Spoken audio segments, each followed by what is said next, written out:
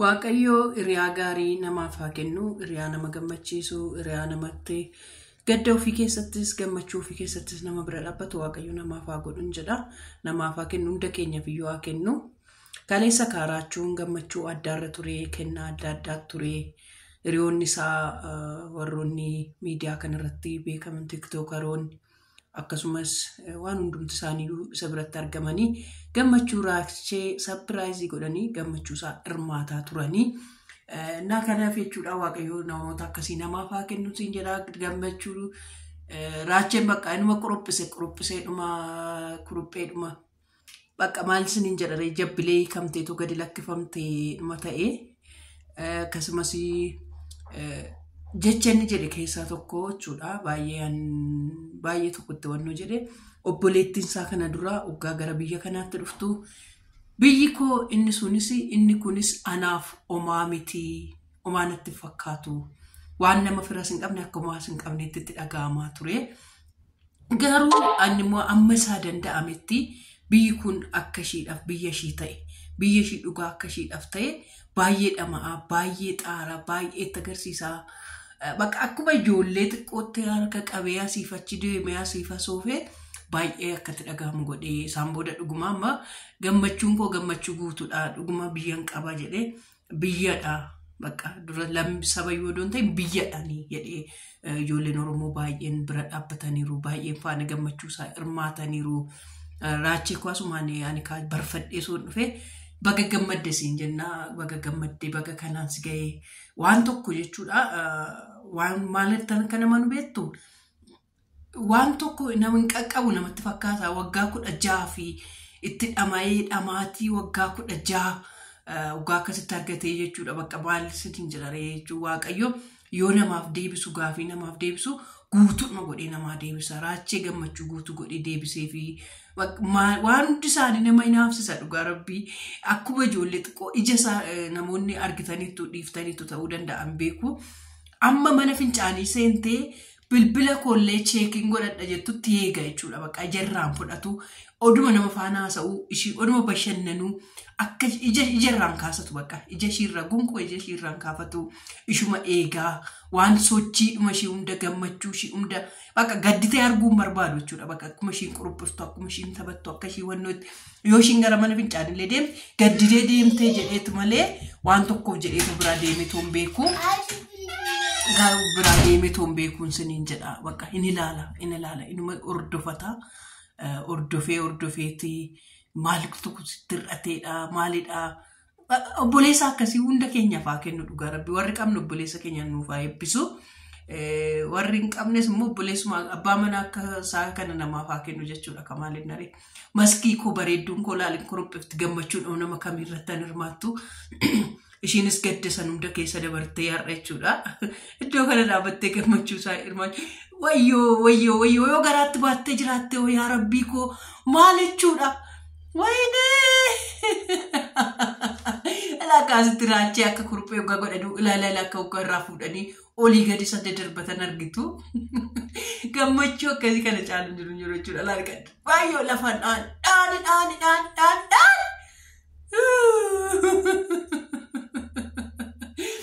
Dudumtu isaa yoo kan cinne malee waan akkasii ta'e yeroo baay'ee oduu taphachuu baatanii gaariidha. Wayin namni tokko jidduutti kufee duddi miidhamuu danda'a. Wayin immoo inni baatu sunis duddi miidhamuu danda'a. Kanaaf baay'ee bareedaa miti. Maskiin hin naatee tokko wallaate. Waa akkasiin danda'amu ta'e raacheen birrii fuudhee itti maxxansee inni akka gammachuun guutuun isaa laalaa akka inni gammadu isaan maqrubbisa. Anakka dhugaa akkanaan gammadeefitti monarkoo qashtii koo bareedaa koo dhugaa Rabbii abbaa cimaa obboleessa cimaa akkuma abbaa manaa kootiti muulare jechuudha dhugaa Rabbii maskii fi ani maskiin inuma eebbifamne dhugaa Waaqayyo ganamoon nu eebbisee tonuun abbaa manaa gaarii nuuf kenne jechuudha dhugaa Rabbii monarkoo na gammachuu hundi isaanii jechuudha achitti maal akka hubadhe odoo argitanii jechuudha. Warra abbaa haadha manaa qabanii hundi isaaniiyyuu haadha manaa isaanii ija atatanii too eeggatu beektu nu jalaa fudhatu jedhaniiti immoo maal gargaaru beesiniitti gaafii nuumne yaa jara koo. Muularis atateetuma ilaalaa kantiibaa giinciis akkasuma jechuudha. Qanoo sabbaan manaa ishee atateetuma bakka gara ishiin itti sochootutti dhaqeetuma faanuma bakka hundi isaaniiyyuu walii isaanii waleeguu waliin bashannanuu dhugaa rabbii na ogaa yeroo akkasii kan immoo kan sababalaa akkam namatti tola. Iddoo kanatti immoo ishii kanan beeku inni sun eebbaattiidha. Eebbaatti hawwii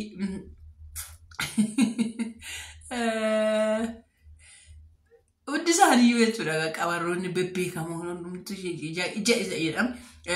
Gammachuu qofa irratti miti jaroonni kuni yoo argitaniitu ta'ee mana eenyutti jalqabanii sargii doktornaaf yaada irratti jalqabanii isaan duras qabu garuu sagantaa waggaadhaan akkas ayyaana walitti dhufanii waliin gammadanii waliif kabajuu kana ni jiru. Garuu sargii doktornaaf yaada irrattis maskii bichaatu biraa dhabamee ishiin yaa obboleessa ishii dhukkubsachiisuudhaaf biyya Indiyaa turtee akkasumas immoo malee har'a immoo doktornaaf yaadi eessa jirta weer naaf yaadi wal eessatti badde har'a maali gurbaarra maali doktor eessatti badde doktornaaf yaadi qofatu keessa doktornaaf yaadi fi doktornaaf yaadi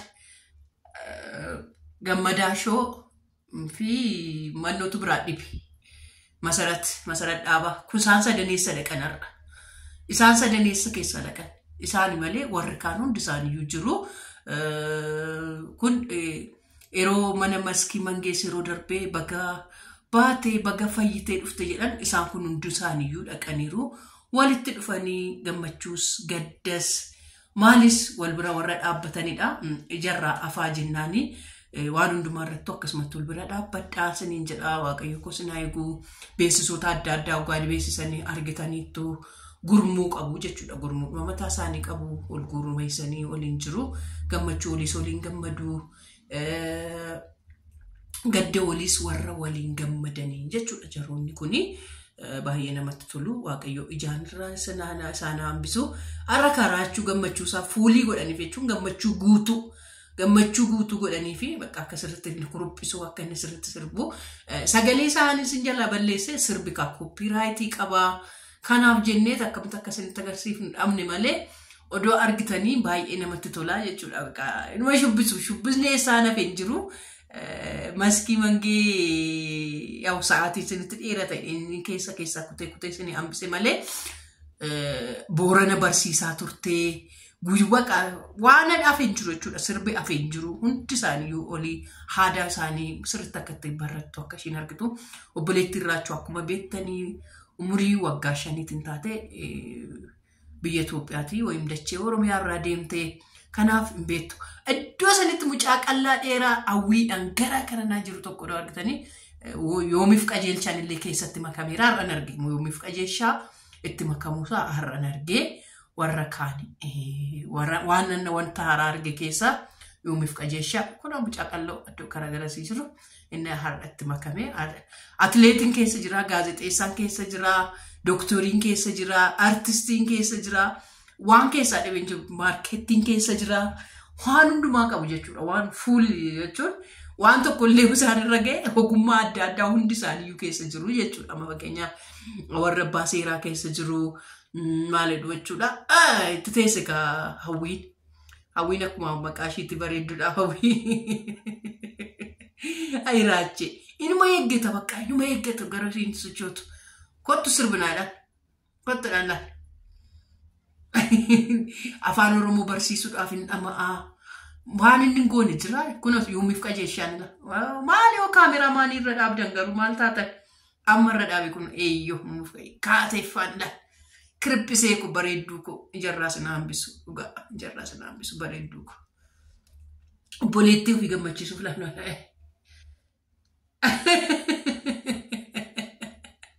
Kuni aadaa Faransaayii sirba Faransaayii banamee fi isa itti agarsiifte jechuudha bakka waan ishiin jettuun garuu Faransaayittiin galtuuf kaayyaa waan godha. Kanaafiyyuu jechoota adda addaatiin isa ishiin itti agarsiiftu ulma wannoodha jechuudha. Hindumatti goote malee akkuma hindii sanitti goote jechuudha. Odoo hindittii ta'e maasatu mo'ataa ture. barsiiftee aktii ilaaliidha. Bareedduu koo kan dhugaa baay'ee bareeddimti ijoollee. Mee gammachuu koo akka inni gammadee fi warri wanni gammadan jiraatanis laayikii ijoollee laayikii mana kanatti wudduuwwan mi'ooftetti mee dhibbuma tokko dhibbuma lama gashaame namni raachuu jaalattan. Namni raachuu jaalattan sheer walii godhaati laayikii kuma gashaa dhugaa rabbii maal jechuudha kuma takka ittiin malee kuma takka gashaame waan taatanii kuma 10 narra jirtu kanaaf jechuudha tokkummaa kana hunda keenya faalaatu.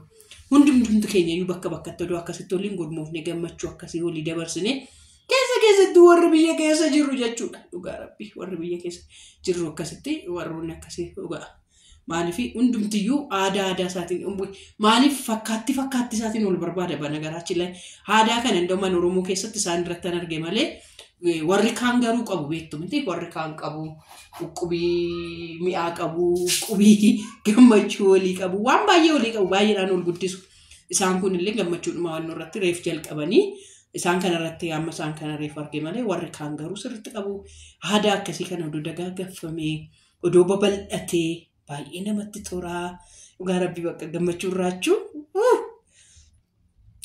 baay'ee gammadee dhugaa. Waanuma ofii kootee akkuma naanaaf ta'e tokko gammadaa jira. Warroonni gammadanis gammadaa fi kun kaleessa galgaladhaa. An akkas ta'a ture yaa bakka adda addaatti arguu dandeessu. Argitaniistus immoo jechuudha. Dooktor Naahoo irraa bakkasi qabirratti butika shaa hundumtuu jechuudha bakka. Raachuu bakka obboleettii. Akka caamammoo caamaa hiilii keewwatte beekta baay'ee gaaf akka ittiin hin miidhamne harka ishii qabataa maalidha. Namatti hin tolanii dhugaa akkasitti tola hammatanii akkasitti sirbatan dhugaa. Naahoo Dooktor Naahoo